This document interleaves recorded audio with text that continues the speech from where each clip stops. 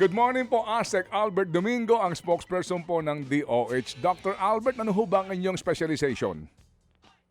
Hi, good morning Manong Ted, DJ Chacha. Ako po ay isang health systems and public policy practitioner. Sa madaling salita ako, public health po. Public health. Ayun. Public Opo. health is a public trust. Ba, ayos. Tama po, Okay. tama yan. Okay, sige. Ayun. Cha, So, go ahead please. Asek Albert, good morning. Welcome back to the show. Ito nga po, mainit na pinag-uusapan po ngayon. Itong medical assistance to indigent and financially incapacitated patients o MAIFIP na kung saan itinaas po ng BICAM to 51 billion pesos itong pondo. Ang dami pa rin pong bumabatikos dito sa MAIFIP. Ang tawag pa rin po nila, pork-like talaga ang tawag ng iba pong mga budget watchdog natin dyan. Pero malinaw ang posisyon ng DOH, nabasa ko po, na kung madadagdagan man ang pondo ng MAIFIP, mas mabuting i-realign na lamang po ito sa mga local government units po natin. Bakit nga po ba para po sa DOH, sa inyo, mas epektibo kung sa LGU na mismo yung pondo ng MAIFIP? Yes, tama yan, DJ Cha. No, bigyan ko lang ng mabilis na history. Yung sinubmit namin na numero na pumasok dun sa National Expenditure Program, ang budget ng executive, 24.2 lang dapat yung MAIFIP sana. Nung lumabas na po siya, pagkatapos ng House deliberations, umakyat po yan ng 49.2. Tapos ang ginawa ng Senate, binaba uli nila sa 29, mas malapit dun sa 24.2 na nauna, and then BICAM 51.6. So Oo. bakit po natin gusto na ibigay nilang sa LGU? And to qualify, DJ Cha, pag sinabi po ng DOH na LGU, ang ibig sabihin namin, very specific yung LGU hospital, yung level 3 and level 2 LGU hospitals, hindi po dun sa gobernador, hindi dun sa mayor, dun po sa hospital. Dahil po na-obserba namin, sa zero balance billing ng DOH hospitals, kaya namin nagagawa yung zero balance billing kasi pag ginawa ng hospital accounting, nung mismong billing section na titingin siya, may mapagkukunan pa ba ako ng budget? Nakita niya may budget ang DOH, kaya niyang punan yung pagkukulang ng PhilHealth. Kaya nagze-zero yung bill dun sa pasyente. Pag ang LGU naman, kaya hindi niya magawa, depende kasi sa LGU. May mga LGU na mataas yung budget ng kanilang konseho para sa kanilang ospital. Okay yun. Pero mas marami yung LGU na kulang. Yun ang gusto sana naming punan at bilhin yung kama nila para makapag-zero balance billing na rin sila. Okay, so now it's clearer and better kasi nga yung iba, LGU hospitals para yung kino-cover ng PhilHealth, mas dadagdagan pa para magawa natin talaga sa iba't ibang parte ng Pilipinas yung zero balance billing. Pero sa ngayon po ba, para lang mas maging malinaw din dito sa mga nakikinig sa atin at nanonood, ano po Opo. ba sa ngayon ang kasalukuyang problema nitong MAIFIP implementation natin? Pagdating sa bills din, tsaka sa billing ng mga pasyente, paano po ba yung nangyayari? Pero Cha, sandali lang, baka lang pwede kong isingit lang ito para we can start with the basic, no? Okay, Doktor, yung MAIF na yan, ano ba ang implementing rules niyan, basically, di ba? Kasi nga, doon tayo magsimula. Kung yan po Tama. ay 51 billion, gusto ko malaman, Yes. ano ba ang implementing rules niyan? Halimbawa, magkano ba ang alokasyon niyan per congressman, per district, or per senator? Para natin maintindihan muna, ano ba ang implementing rules nito? Doon tayo magsimula. Bilang tagapagsalita ho ng DOH, Manong Ted, hindi ko ho alam kung merong hatian ang mga congressman at senador. Sila po ang makakasagot niyan. Ha? Ang alam po namin, sumusunod lang kami dun sa special provision na ang meron tayong mga memorandum of agreement papunta dun sa mga iba-ibang ospital. Pwedeng private, pwedeng pwedeng DOH hospital rin eh. Meron kaming MOA sa sarili naming ospital, meron ding MOA dun sa mga LGU hospitals. Pero Manong Ted and DJ Cha, so sagutin ko yung ano ba ang history nung MAIF para mas maintindihan ng mga tagapakinig. Oo. Dati, mga siguro 10 years ago, 15 years ago, ang pangalan niyan, Medical Assistance Program, MAP lang, MAP. Tapos, dinagdagan ng indigent, Medical Assistance for Indigents Program. Nung nangyari yung may dagdag na ang naging screening criteria, kailangan nandun ka sa tinatawag noon na NHTS or yung listahanan ng DSWD. Yan yung pinakamalaking listahan ng indigent. Nagkaroon ng kontrobersiya noon na rin, sabihin ko na rin po, dahil may mga tinatawag informally na political indigent. Ano bang political indigent? Kasi sinabi ng politiko na indigent sila. Meaning, ibang criteria o hindi ba Manong Ted. So, and then inayos yung guidelines. So, sabi doon na lang tayo sa listahan ng DSWD para merong proxy means test na sinasabi. And then nagbago uli, naging MAIFIP, yung FI dumagdag, yung financially incapacitated. Manong Ted and DJ Cha, pag binasa natin yung guidelines sa financially incapacitated, yun ay basta ikaw dun sa punto na na-hospital ka, kahit hindi ka indigent, pero hindi mo na kayanang bayaran, papasok ka sa financially incapacitated. Okay, sige. So, yaan ang kamo ang history niyan. Pero doon sa aking katanungan tungkol dito sa alokasyon ng mga kagalang-galang na mambabatas at paano ba ang hatian sa kabuang pondo, puntahan natin ang proposal ninyo. 24.2 Opo. billion, di ba? Sa NEP. Opo. Okay, sige. Doon sa 24.2 billion na yan sa NEP, under DOH proposal ito, sa MAIF na yan, paano po ang paggasta dyan? Ano ang implementing rules niyan? Sa 24.2 po, basta makapag-bill sa amin, yun pong mga ospital na nabanggit, mula DOH hanggang LGU hanggang private, magsasend sila ng bill. At pag sinabi magsasend sila ng bill, ibig sabihin may naka-attach na mga medical abstract, clinical abstract, at iba pang papeles. Tapos yun po ay babayaran on a reimbursement basis. Matasagot ka na ngayon yung tanong ni DJ Cha, yung ano ba yung problema? Ang problema dito, dalawa, Manong Ted, DJ Cha. Una, administrative. Pag sinabing administrative, napansin niyo mga nakaraang buwan na parang sinasabi ay hindi raw nababayaran ng DOH yung MAIFIP or na mabagal yung pagbayad. Dahil nga po sa ating requirements at hindi namin pwedeng alisin yung requirements dahil kami po ay accountable agency, may COA na nagbabantay at tama yung pagbabantay nila. Iisa-isahin yung bawat submission ng clinical abstract. Kung kulang ng tao, matatagalan po yung processing. That's the administrative. Yung mas mainit sa usapin ngayon, DJ Cha and Manong Ted, yung political. Dahil kahit sinasabi ng DOH, kami po, lagi namin paulit-ulit sasabihin, hindi namin kailangan ng guarantee letter. Dahil pag kayo po ay lumapit sa social worker at in-endorse kayo ng social worker doon sa mismong hospital, eligible na kayo sa MAIFIP.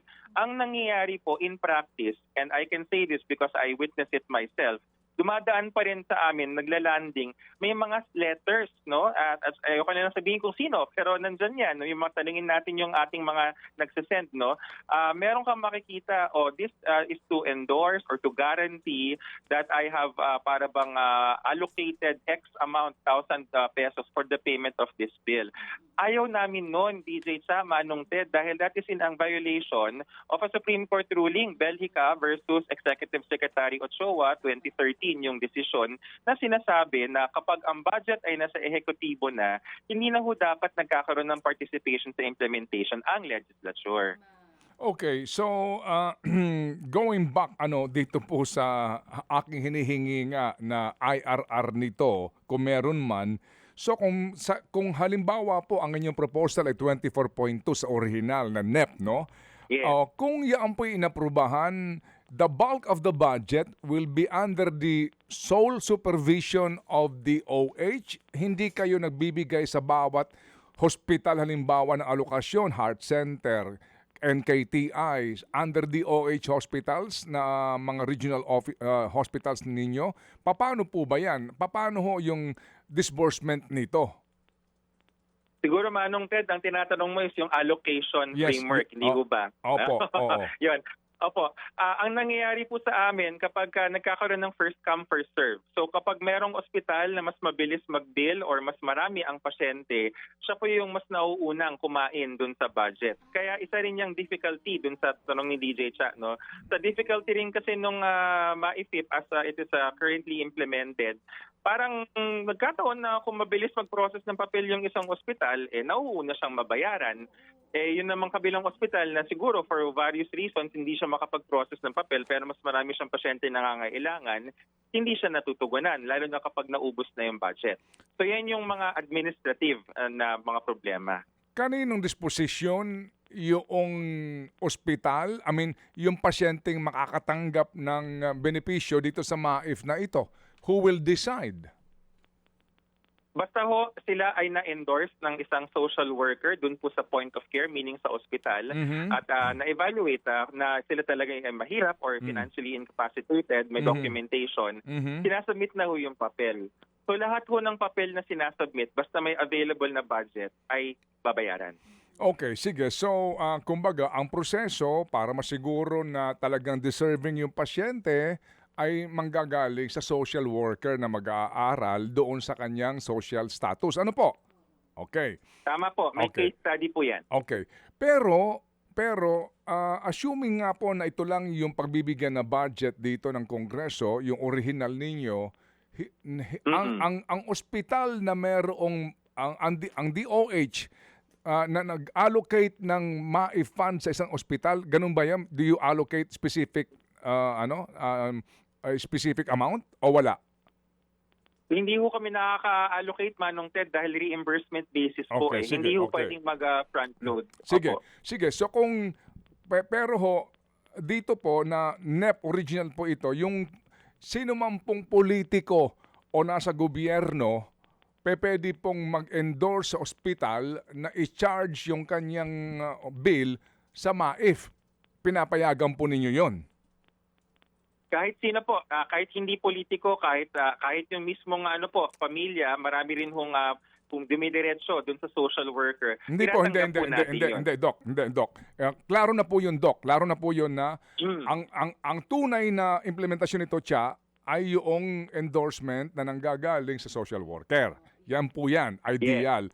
Pero pwede pong pwedeng ang isang opisyal ng gobyerno ay mag-endorse ng pasyente na kahit na hindi dumaan doon sa social worker, pagbibigyan pa rin po ng pondo under MAIF kasi nga ito po endorsement ng isang halimbawa senador o congressman.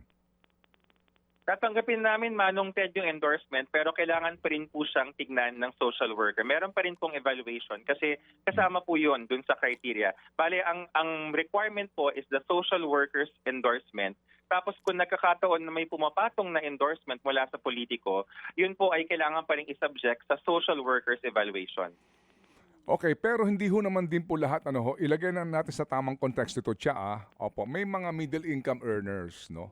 Opo, na bagamat may sarili pong kita, talagang hindi sapat ang savings nila para po sa pangangailangan medikal ng kanilang pamilya. Opo. Kapag ho ganon, meron bang pagkakataon na hindi pumapayag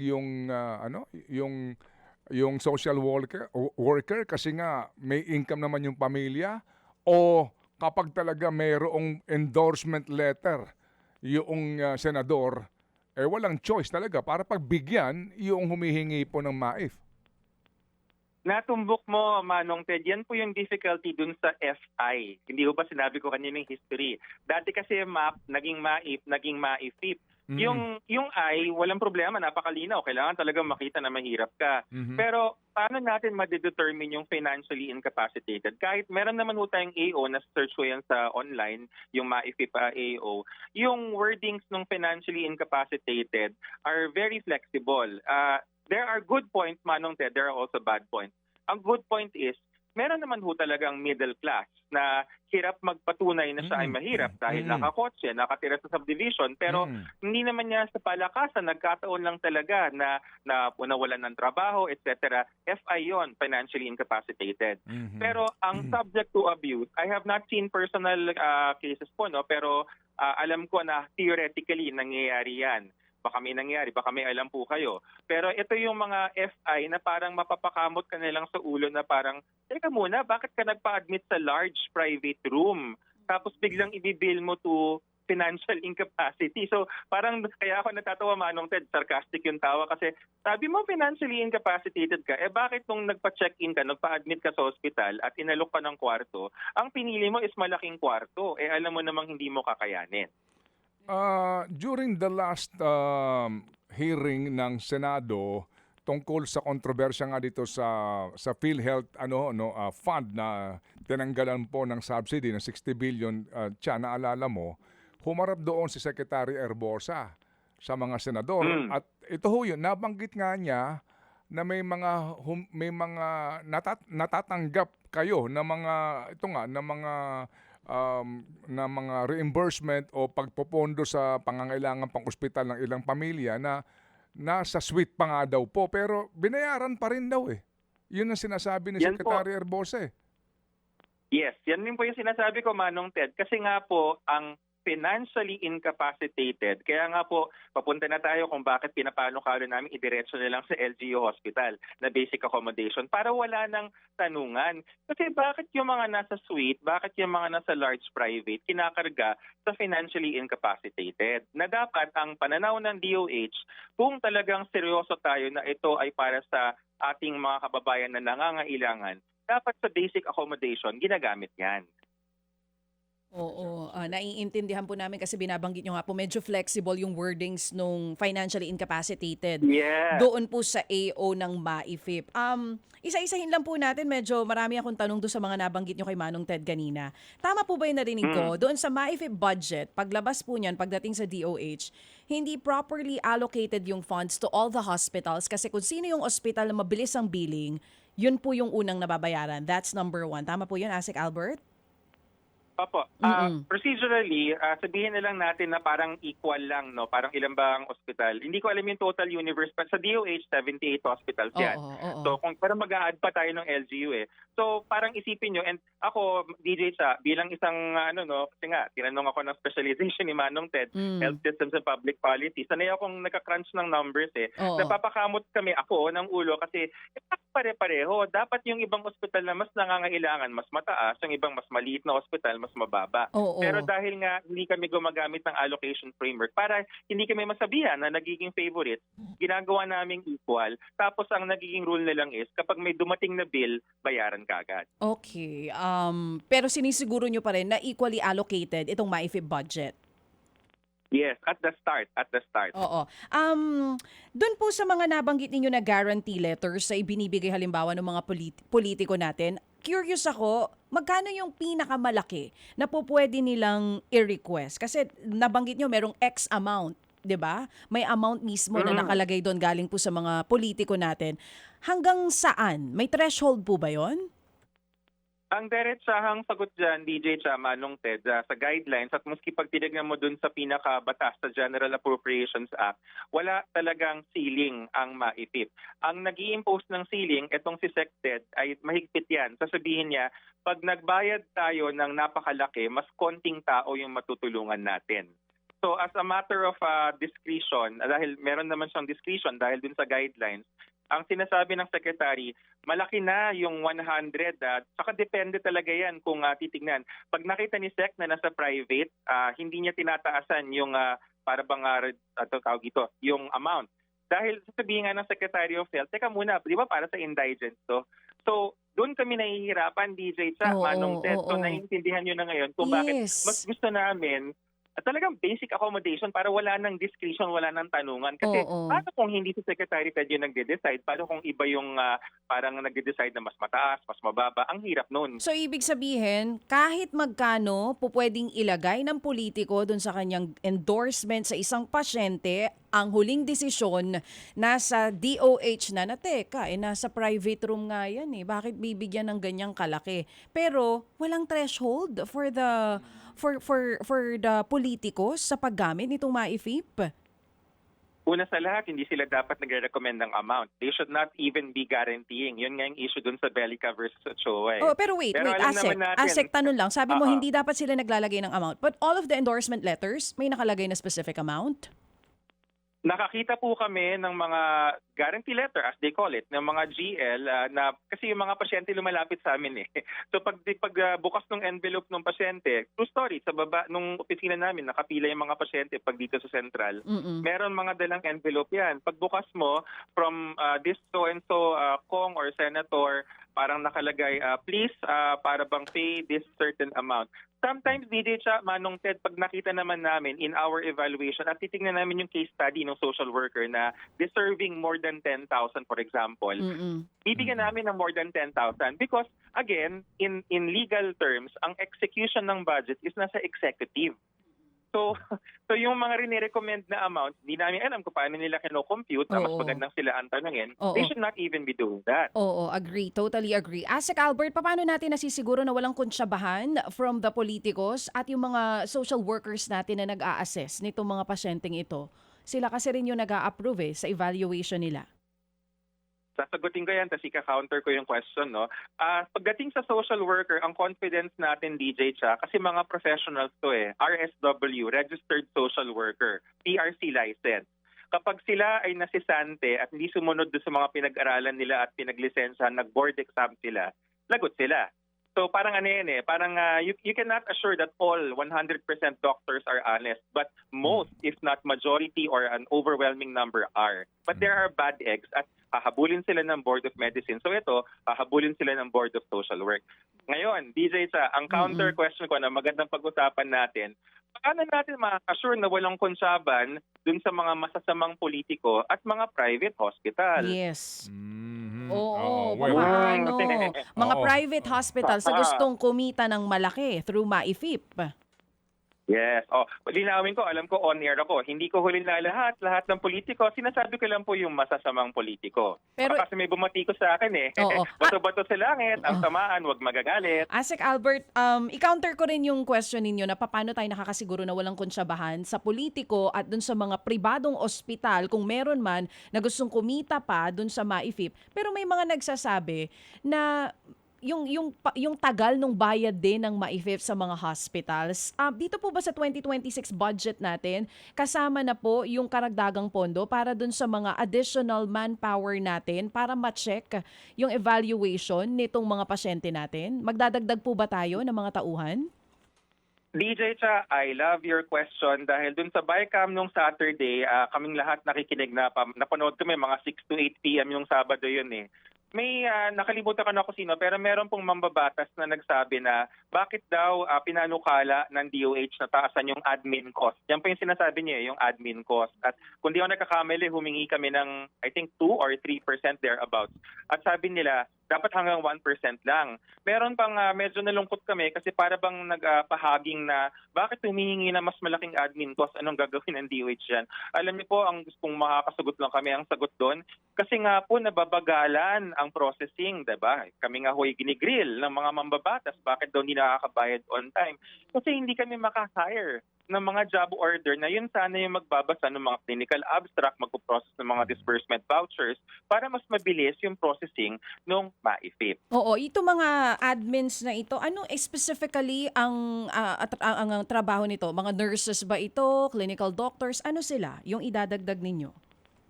Yes, typically DJ Cha, may medical background. Kung hindi general practitioner, baka nurse. Kasi kailangan marunong sila magbasa ng medical terminology. Dahil Oo. maglalanding yung request for reimbursement.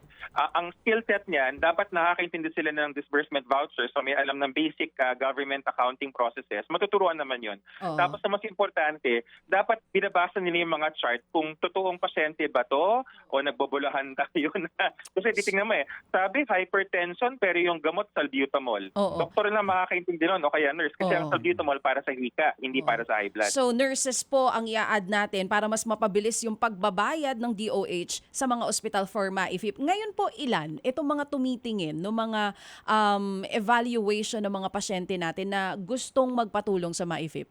May numbers po ba tayo?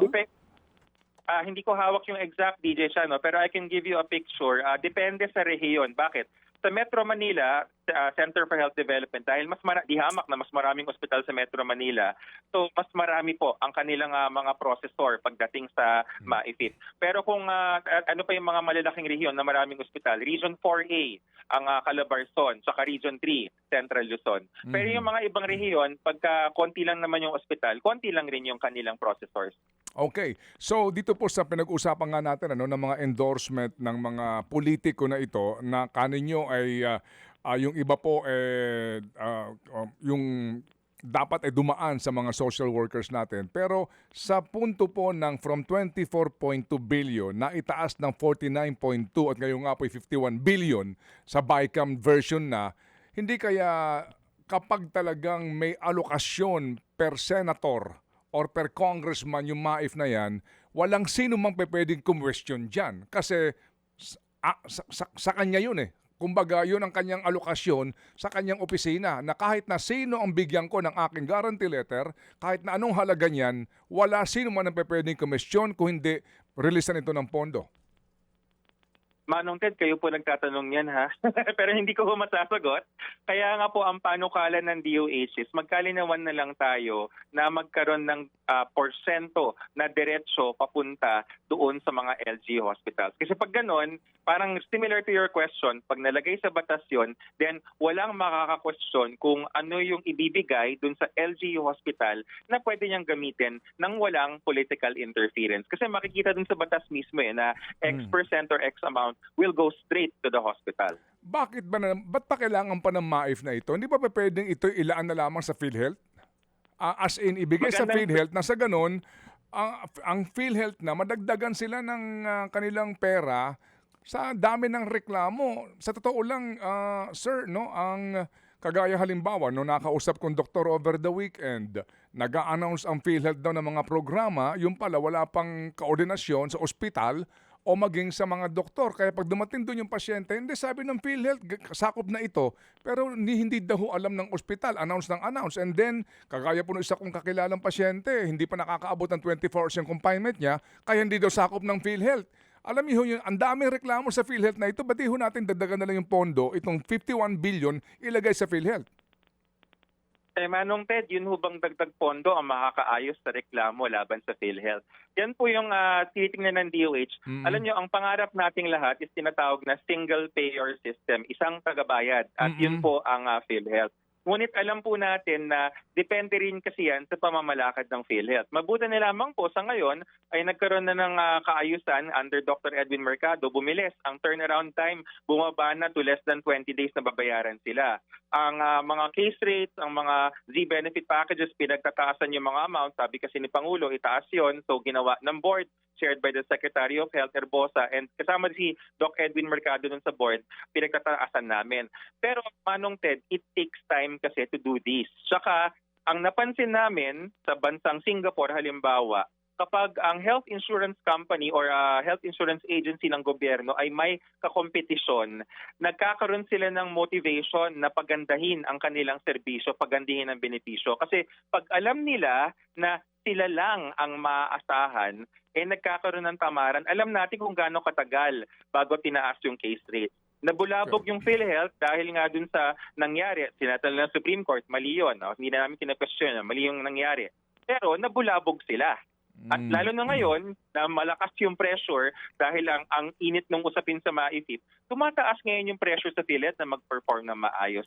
So, ganun yung nangyayari, Manong Ted. Kaya siguro yung MAIFIP ay nandyan. Pero ang DOH disagree na dapat nakadepend tayo sa MAIFIP. Hindi dapat. Agree kami na ang main is PhilHealth. Sige po. So ngayon po, para ho natin maiklaro ito kasi meron kaming kakapanayamin din mamaya na tutol talaga dito nga sa medical port na ito kung tawagin. Sir, kapag ho ang inyong panukalang sinunod na 70 to 80% ng MAIF ay mapunta sa LGU hospitals, ano ang assurance naman na yung lokal na politiko hindi makikialam dito? Yan po. Magandang tanong yan at aaminin ko, mahirap gawin pero kaya, Manong Ted. Dahil kapag pirmahan ng disbursement vouchers, pirmahan ng obligation request, yung mga dokumento ng mga accounting, hindi naman yung politiko yung nakapirma dun yung local hospital chief. Plus, ang hirap kasing, diretsuhin ko na, ang hirap i-corrupt ng medical benefits and services, Manong Ted. Dahil literal na malapit sa bituka, kung hindi nasa bituka mismo, ang makakalaban ng mangingialam na politiko dito ay ang taong bayan mismo na kailangan ng serbisyo. Kaya kami confident, Manong Ted Kasi subukan nilang pakialaman ng buhay ng tao ay alam natin kung ano maging response ng ating mga kababayan. Sige po. So muli kaming tatawag sa inyo para po sa paliwanagan kasi hindi pa ho tapos itong proposed budget na ito at hindi pa nga po tayo sigurado sa eksaktong amount na ibibigay po ng BICAM para po sa MAIF at muli kami ho makikipag-ugnayan sa ilang pang napaka-importanteng isyong pangkalusugan. Salamat po, Doctor.